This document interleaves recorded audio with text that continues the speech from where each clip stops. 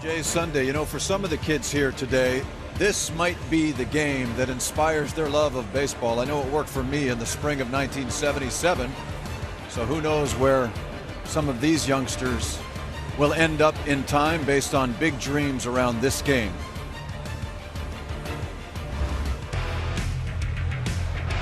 As Buck Martinez pointed out on the broadcast yesterday, only one Blue Jay has ever reached 40 saves in a single season, and that was Dwayne Ward in 1993.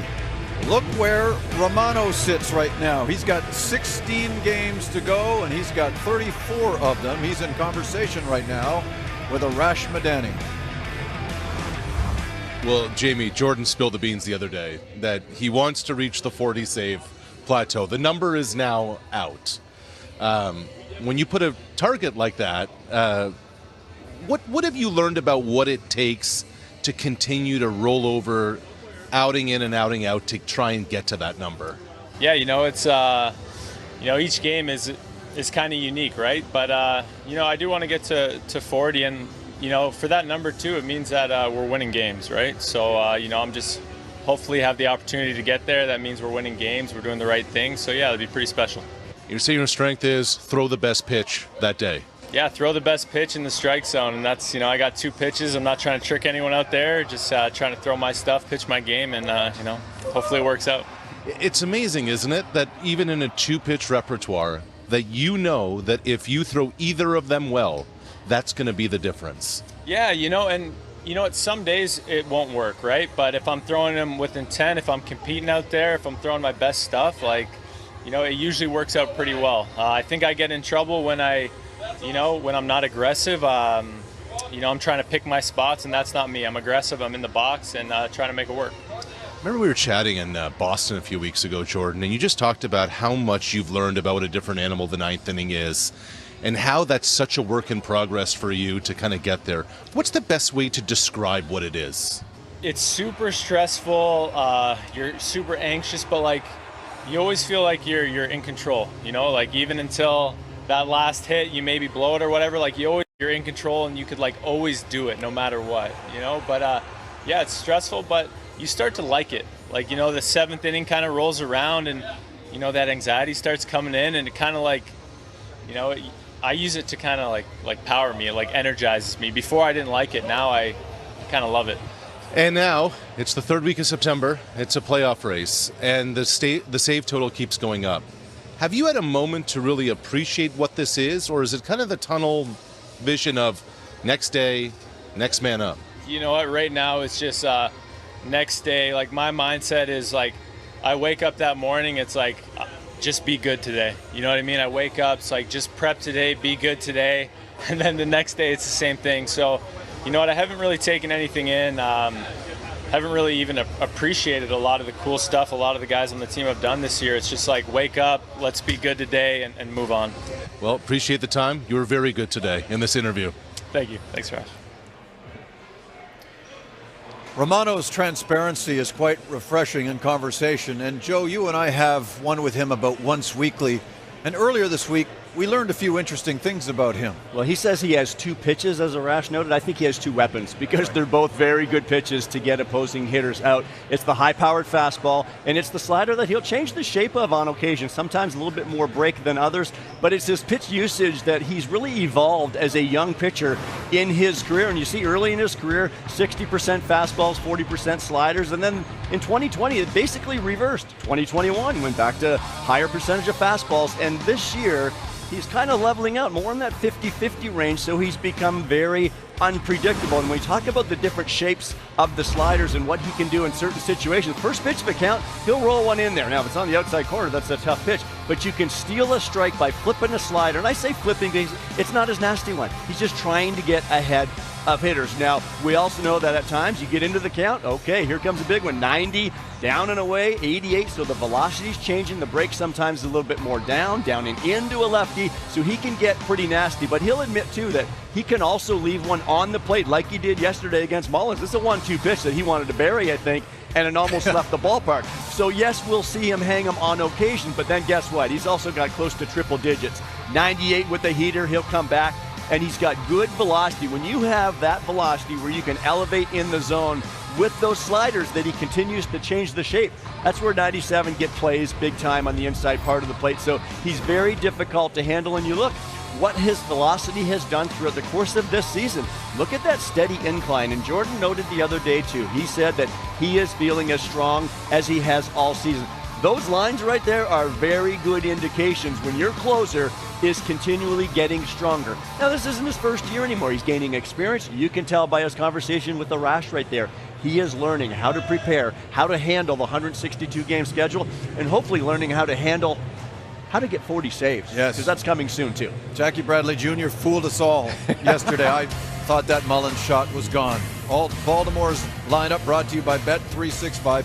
No Ryan Mountcastle today. Remember, he was hit in the left elbow by Barrios yesterday, so he's out of this one, replaced by Jesus Aguilar, who's hitting only $130 since joining the Orioles. Time now for the guys from SN Bets. Thank you, Jamie. Anthony Bruno with Pat Stuthers at the SN Bets Big Board, presented by Bet365. The Blue Jays are 20 games over 500 for the first time this season, going for the sweep today against the Orioles. And Pat, I bet Alek Manoah has a big broom in the back of the clubhouse. You know he wants to come out here and dominate the Orioles in the series finale. Well, Anthony, we might see some sweeping sliders from Manoah today. It's no secret he has some of the nastiest stuff in the league. A 2.43 ERA on the season has him tied for 5th in baseball with Sandy Alcantara. 3 straight wins with a 1.23 ERA in September. And when it comes to workload, put it this way. In 28 starts this season, Manoah has gone 6 or more innings in all but 6 of them. Jays are minus 200 on the money line today. Don't look now, but the Yankees' lead in the AL East is down to 4.5 games over the Blue Jays. Bring on the drama. New York is looking to avoid a sweep in Milwaukee today, but the good news for the Yankees, Garrett Cole is on the mound. He has 24 strikeouts over his last 2 starts and faces a Brewers team that strikes out at the 8th highest rate in Major League Baseball. Cole is also going up against 29-year-old rookie pitcher Jason Alexander, who has an ERA over 5. Let's check in on the Seattle Mariners, who dropped back-to-back games against the Angels. Ohtani basically won last night single-handed, but Mike Trout missed 40 games to injury this season and is now tied for 4th in the majors with 37 home runs, 8 of them coming in his last 11 games. 48 at-bats in September, 42 total bases for Trout. If you're a Jays fan, root for the Angels to keep it going. They are minus 130 on the money line tonight. Jacob deGrom is staring down history today as the Mets take on the Pirates, looking to go 40 straight starts, allowing 3 earned runs or less, which would break the MLB record dating back to 1914. The Pirates team total is set at just 1.5 runs today. We hardly ever see a number like that, but if any pitcher is going to keep Pittsburgh under that total, it's Jacob deGrom. 1.5 runs is almost insulting for a major league team. Crazy. Today we watch Alek Manoah try to put a stamp on this series and put the Orioles in the rearview mirror. Good luck to you bettors. Jamie, back to you. Gentlemen, Ricky Tiedemann's season is over, but it was an impressive one. You'll meet him soon. He would love to join a rotation that is anchored these days by Alek Manoah. He'll start against the Orioles today. Stay tuned on Blue Jays.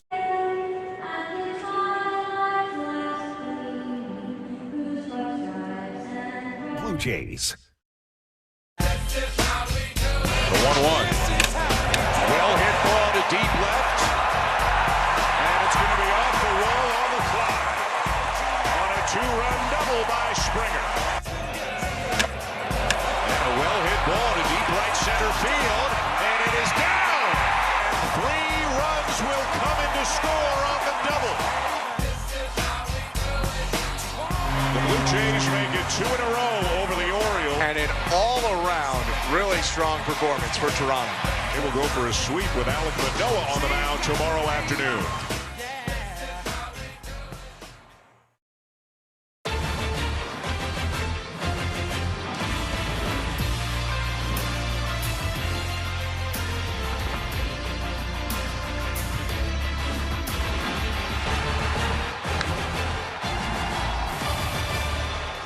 We've got a Sunday special today on Sportsnet. The Blue Jays are on some kind of roll, and they've got a pitcher going to the mound today who wasn't even at his best the last time he pitched. So with more on that story, to the broadcast booth we go. Dan Schulman's with Buck Martinez. Jamie, it's as if Alek Manoah adds something new every time that he takes the mound. And the last time out in a very important game, Buck, for the Blue Jays, Manoah was severely under the weather. They had pushed him back to the second game of the doubleheader, and then he delivered. He sure did deliver like he's been doing all season long. But when he left the bullpen, it certainly didn't look like it was going to last very long. He was less than 100% for sure. He woke up that night and he was sick, under the weather. He pulled himself out of game one, but he set the tone in the first inning against the first batter, striking out Randy Arozarena with a very good slider.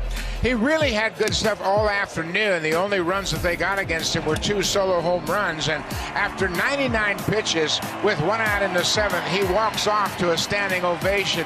Alek Manoah poured out his guts. He gave the team everything he had in him, and he finally came back and won that game with 4 runs in the bottom of the 7th. I believe the Blue Jays have a generational pitcher in Alek Manoah. Manoah can lead the league in innings pitched this year at 24 years old. Dave Stieb did that at 24 years old as well, but Stieb was in his 4th big league season. Yeah, they have let him go way beyond the highest number of innings he's ever had before in a season, Jamie, and he just keeps getting better and better here later in the season. And Dan, it seems his team is doing just that too. They've got eyes on sweeping Baltimore today. We'll take one more break, and then it's first pitch. Stay with us here on Sportsnet.